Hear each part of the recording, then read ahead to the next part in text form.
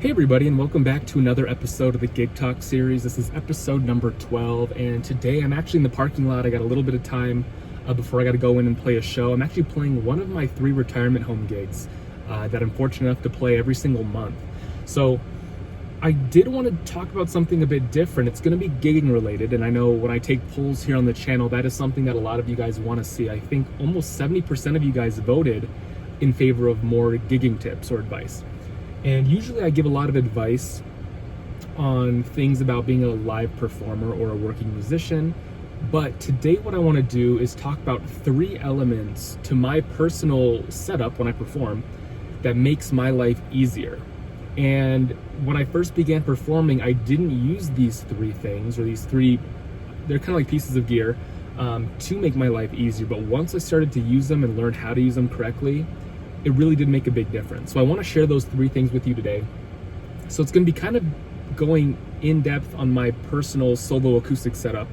And for a lot of you guys that don't know, I do perform solo acoustically. That's what I do, along with teaching private lessons full time. And I've been doing that for almost about 4 years, very seriously. So I like to kind of give a lot of input, especially if you are a performer. This can help you with, if you're in a band, a duo, a trio, a solo performer, it doesn't really matter.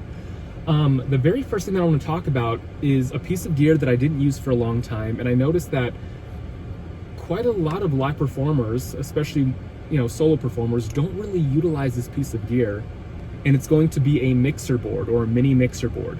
And I use a mini Yamaha mixer board. It's so small, it's easy, you could easily fit it into a backpack or a small suitcase. It's not like one of these massive mixer boards. And it makes a huge difference when I perform live. One is it's so light and simple to carry around and use once you understand how to use it, but I use it for a few things. One, it just takes a little power adapter, but I'm able to plug in the back of my amplifier into the mini mixer, which sends a signal. Then I'll take basically another cable, send that to my PA speaker, and I have total control over the volume in which I hear, which we'll talk about this in a second, when it comes to my floor monitor. That's a big deal. And if you don't use it, I mean, you can get away with not using one, but you just have a little bit less control of your volume, especially when it comes down to what people hear in the audience compared to what you hear if you use like a floor monitor system. So that's a big deal for me. Pretty simple to use, but I also am able to plug in my phone and play music during my breaks. So when I take a quick 15-minute break between sets at shows, I have a little cable.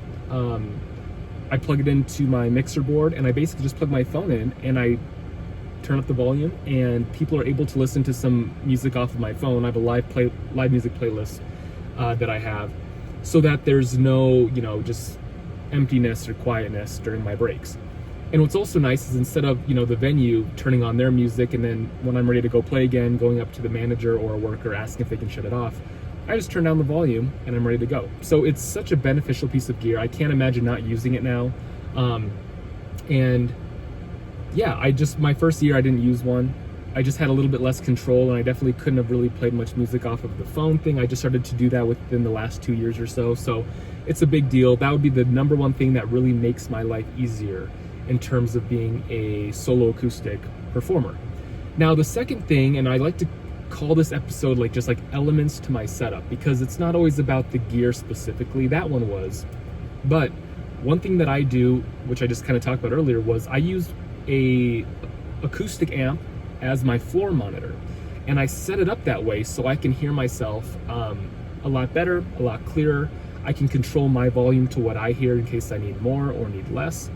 A lot of people I notice, they either do that or they don't. It's kind of like 50-50. Some people, they just put a PA speaker behind them and kind of angle it, and sure, you can kind of hear yourself, but if you ever play in kind of a enclosed, busy place, it's going to be a lot tougher to hear yourself. It's going to be maybe a little bit boomy, it's going to be kind of drowned out. But if you have like an isolated, specific floor monitor system, whether it's an actual floor monitor, or I like to use an acoustic amp because I can just run everything to it and everything's there for me basically like at my feet. It's easy. I like that setup a lot, and recently I had one of my subscribers had basically commented on one of my photos saying, you know, oh, our setups are very similar, but you do this differently. And what he was mentioning was the fact that I have a floor monitor, which I use as my acoustic amp. And it's just really nice and simple, straightforward for me, and it works great. And again, at this point, I can't really imagine going any other direction just because it works so well for me in my setup, and it just makes sense. So if that's something you don't do, it's something to consider. You don't have to do it. It's kind of personal preference, but I think it makes a big difference, especially for myself.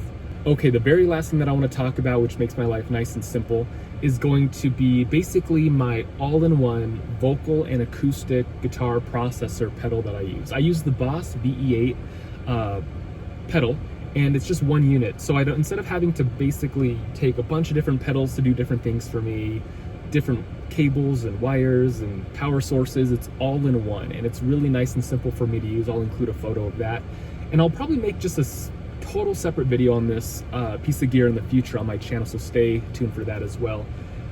But here's why it's a big deal for me, is because I play quite a few shows now, every single week, it's so easy just to basically take it out of its case, plug in one power cable, and that's it. So I can plug in obviously my guitar cable, my microphone cable, and my cable to go right into the amplifier so I can hear everything.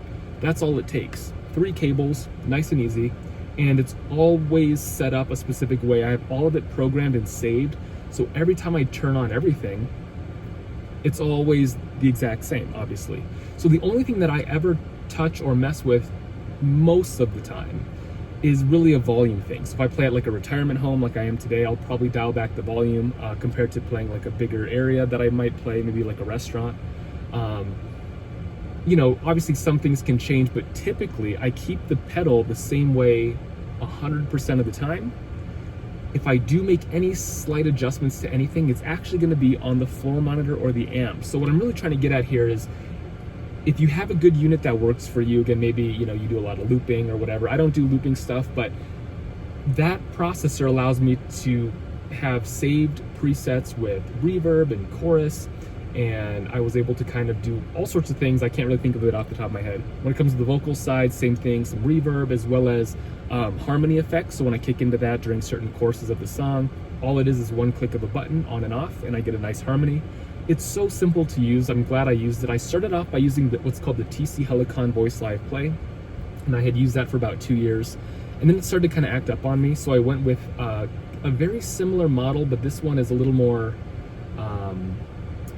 straightforward, and it's a Boss product, and so far it's been great. I'm actually thinking about buying a whole nother unit and just having it as a backup or an emergency, just in case. It's good to have another one. And I believe they were about $350 brand new. I'm sure you can find them used if you want to. But that is something that I've been using for about a year now, and I really like it. So those are 3 elements to my performance that I use all the time that makes my life way easier, and I wanted to share that with you guys. And again, if you guys like videos like this and you want to see more, just make sure to subscribe, and I will see you guys next time for the next episode.